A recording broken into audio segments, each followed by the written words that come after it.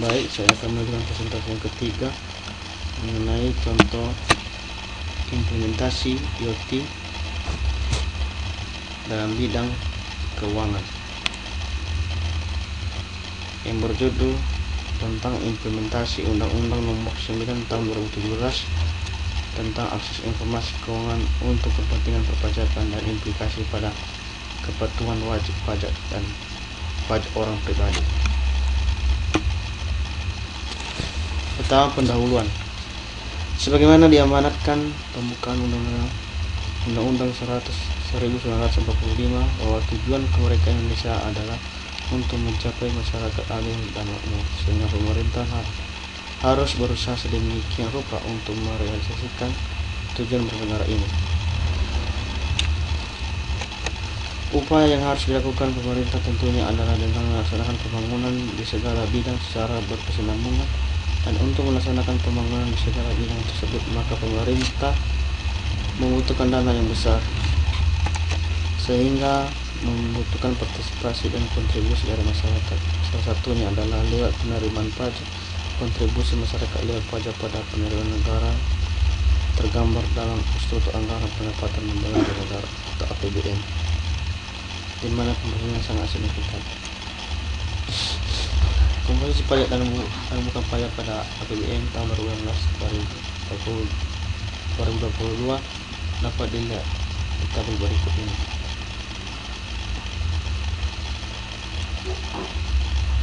Selanjutnya,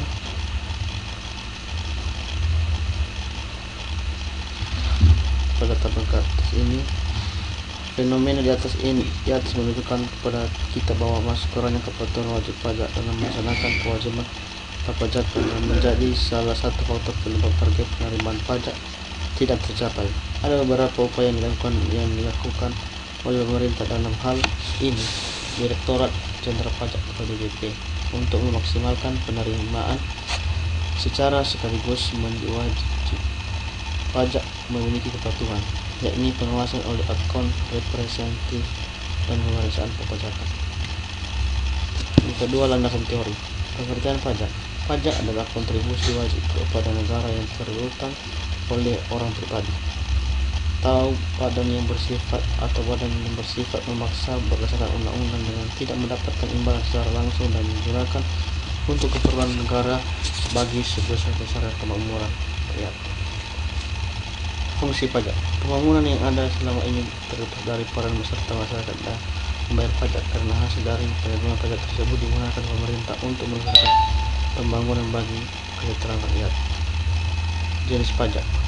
Yang pertama itu menurut golongan atau pembeban, dibagi menjadi berikut. Pajak langsung adalah pajak yang pembebanannya tidak dapat dilimpahkan pihak lain, tapi harus menjadi beban langsung wajib pajak yang bersangkutan. Contoh pajak penghasilan.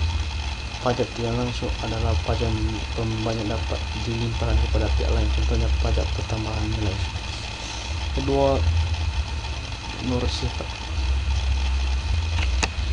Menurut sifat, pembagian pajak menurut sifat dimasukkan pembeban dan pembagian berdasarkan ciri-ciri prinsip adalah sebagai berikut. Pajak subjektif adalah pajak yang berpangkal atau berdasarkan pada subjektif yang selanjutnya dicari syarat objektif, dalam arti memperhatikan keadaan dari wajib pajak. Contohnya pajak penghasilan, pajak penghasilan. Pajak yang berpangkal atau berdasarkan pada objektif tanpa memperhatikan keadaan dari wajib pajak. Contohnya pajak pertambahan nilai dan pajak penjual atas barang mewah. Ketiga, menurut pemungut dan pengelolaan.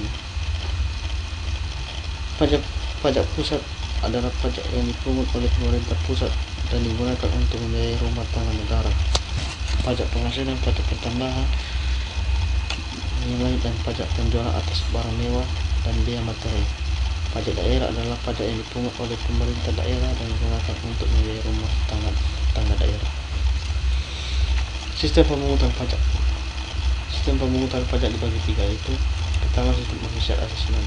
Sistem ini merupakan sistem pemungutan pajak yang memberi wewenang kepada pemerintah fiskus untuk menentukan besarannya pajak yang terutang.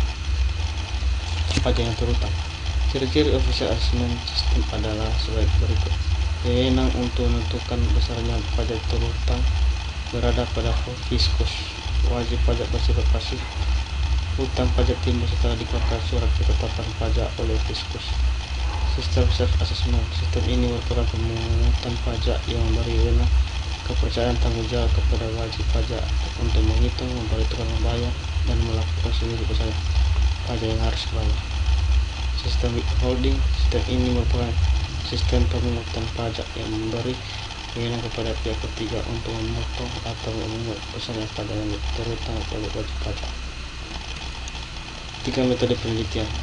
Jenis dan metode penelitian. Penelitian ini menggunakan pendekatan kualitatif, yaitu metode penelitian yang berlandaskan kepada filsafat positivisme, digunakan untuk meneliti pada kondisi objek yang alamiah, di mana peneliti adalah sebuah instrumen kunci untuk pengumpulan data berdasarkan secara triagregasi atau gabungan. Analisis data bersifat induktif atau kualitatif, dan hasil penelitian kualitatif menekankan makna daripada generalisasi.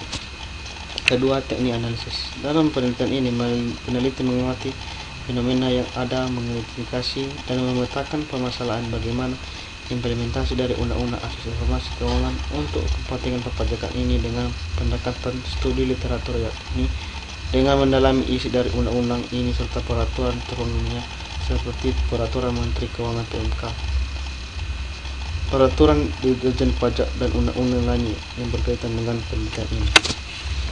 Keempat, hasil penelitian dan pembahasan. Hasil penelitian. Yang pertama, implementasi Undang-Undang Nomor 9 Tahun 2017.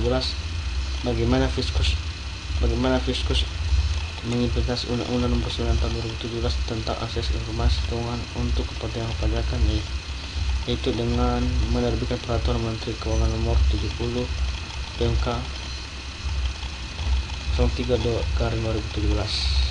Kedua, akses informasi keuangan dalam rangka pelaksanaan perjanjian internasional. Penyampaian laporan yang berisi informasi keuangan secara otomatis wajib dilakukan oleh Lembaga Jasa Keuangan atau LJK. Akses informasi keuangan dalam rangka pelaksanaan ketentuan peraturan perundang-undangan di bidang perpajakan.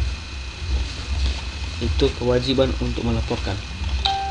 Lembaga Jasa Keuangan atau LJK atau LJK lainnya atau entitas lain yang wajib menyampaikan laporan yang berisi informasi keuangan secara otomatis adalah melaksanakan kegiatan usaha sebagai lembaga kustodian, lembaga simpanan, perusahaan asuransi tertentu, dan atau entitas investasi. Sanksi jika melanggar. Direktur Jenderal Pajak akan menerbitkan permintaan klarifikasi kepada LJK atau LJK lainnya dalam hal terdapat dugaan pelanggaran atas pemenuhan kewajiban prosedur identifikasi rekening keuangan, atas pemenuhan kewajiban penyelenggaraan, penyimpanan, dan pemeliharaan dokumen, dan pelanggaran berupa pembuatan pernyataan palsu atau penyembunyian atau pengurangan informasi yang sebenarnya atas laporan berisi informasi keuangan yang disampaikan, informasi dan atau bukti keterangan yang diminta. Saran dari pembahasan dan kesimpulan di atas dapat kami memberikan saran sebagai berikut. 1. Dalam hal implementasi dari undang-undang ini, pemerintah harus melakukan sosialisasi secara terus-menerus dan masih kepada seluruh wajib pajak, karena masih banyak wajib yang belum mengetahui adanya undang-undang ini, sehingga ketika mereka mendapatkan SP2DK dan atau pemeriksaan perpajakan ibarat nasi telah menjadi bubur, mereka akan menerima surat ketetapan pajak kurang bayar SKPKP atau surat tagihan pajak STP yang tentunya akan sangat menyulitkan bagi para wajib pajak tersebut. Kedua, karena negara kita sebagai besar pembiayaannya diambil dari pajak, maka kita sebagai masyarakat sekaligus wajib pajak tidak mungkin menghindari pajak. Dengan jaminan sudah serba transparan ini, hampir semua transaksi dan aspek kehidupan kita dapat dilakukan secara online, maka termasuk dalam kewajiban pajak tidak mungkin kita hindari. Yang dapat kita lakukan adalah melakukan perencanaan kewajiban perpajakan atau tax planning kita secara baik, sehingga kita dapat menyikapi pajak secara bijak. Demikian saja presentasi yang ketiga mengenai contoh implementasi IoT dalam bidang keuangan. Jika ada kesalahan kata-kata saya, mohon untuk dimaafkan. Terima kasih.